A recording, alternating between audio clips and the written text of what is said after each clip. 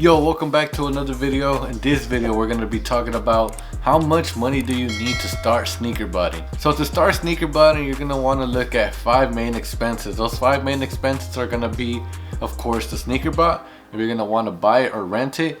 The next one's going to be proxies. Then we're going to have to go to a cook group. Then if you're going to want a server, if your connection is too slow, and how many pair of shoes do you want. You actually have to pay for the shoes. Yes, you not just buy the bot and then you just go to whatever website and get what you want for free. You're gonna have to put your card information and everything and buy the shoes. So you're gonna have to see how much money you have in your cards to actually check out how many pair of shoes you want to check out. Okay, now let's start off with the bot. The bot is gonna probably cost you anywhere from $500 to $6,000. There's even a bot right now that just came out, Dragon.io, which actually costs like over $20,000. But for that point, you might as well get a car and be an Uber driver or something. The budget I recommend for you to start sneaker buying, I recommend around $2,000 to $5,000 to at least start, so you can be at least comfortable in holding some shoes or anything, and you can get a decent bot and you can get proxies and everything. You can have all your expenses done.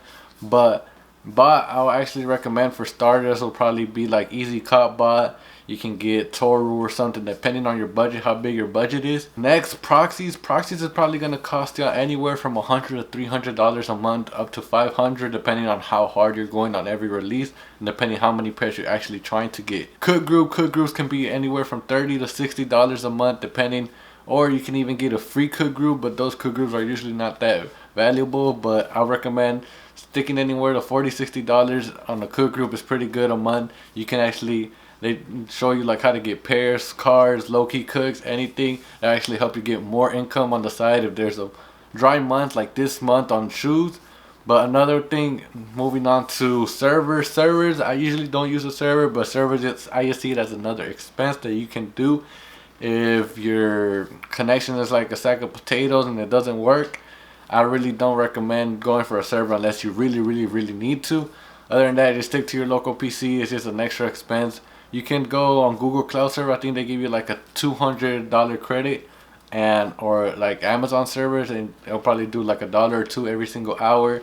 And a drop is only like about 30 minutes to an hour anyway, so you won't waste that much money on a server. But they are some monthly servers that you probably pay like $80 to $100 a month.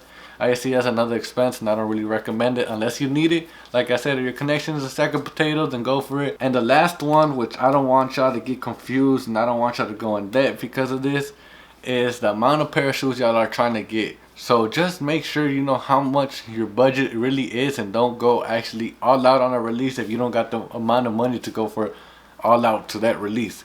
So because that shipping takes a week, and then you probably gotta find buyers unless you already have buyers in line, then I recommend going all out for it. But if you don't have buyers, and if it's not a hype release and there's a lot of stock for the shoe, and you're pretty much gonna get out competition by low ballers and everything, and you probably would have to keep some of the shoes or return some of the shoes and use wasted proxies and everything, and you probably got to pay for your bot and then the server if you have a server, and then cook groups and stuff.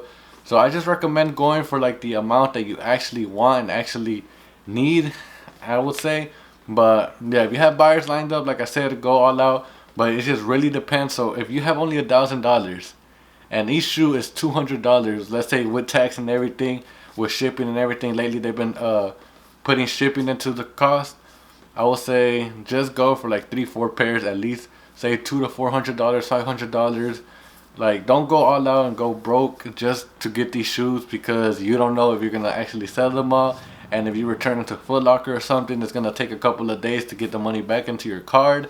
But if you have a credit card and you don't gotta pay till a month later, I say a credit card is probably one of the best things you can actually do to get started into sneaker buying. And if you have a credit card, you can use that credit limit to actually get a couple of pairs of shoes, and then you can pay it back and try to sell the shoes within the end of the month, and then just pay off your card and then put your profit into your debit card, and that just work your way up from there. But yeah, as a complete beginner, I recommend just going to trial and error. Everything is going to be trial and error as the beginning. You're not going to be probably cooking off the bat, but if you do, then you do. If you don't, you don't. Just go and try to see. Don't try to go just for the hype releases and stuff. Just go for all the releases and just try to get a little bit of everything, just so you're familiar with certain sites. You get used to like everything. You get used to your bot. You learn your bot down, everything. You learn the delays, the proxies, your billings, your profiles, everything. Test out new proxy providers, everything. because that's what I'm still trying to do. I'm still testing out new proxy providers, everything. I'm still learning every day more. So even as I wouldn't consider myself as an expert, but I've been in it for like 8 months now, and I still haven't gotten it full hands down to the amount of pairs I will actually want to get.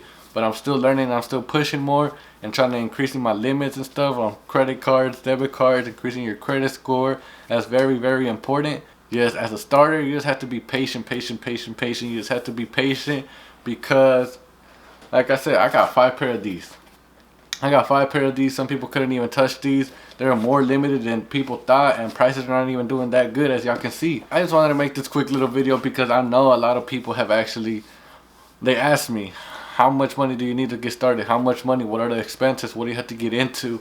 And it's not just all falling from the sky, and it's not all easy. It's not all just given down to you. It's not going to be just one day from another you can start sneaker botting. You actually have to go in the process of buying the bot, learning the proxy providers, which proxy provider works best for you. You're going to get Resi, you're going to get ISP, you're going to get DCs, you're going to know what cook group you're going to get.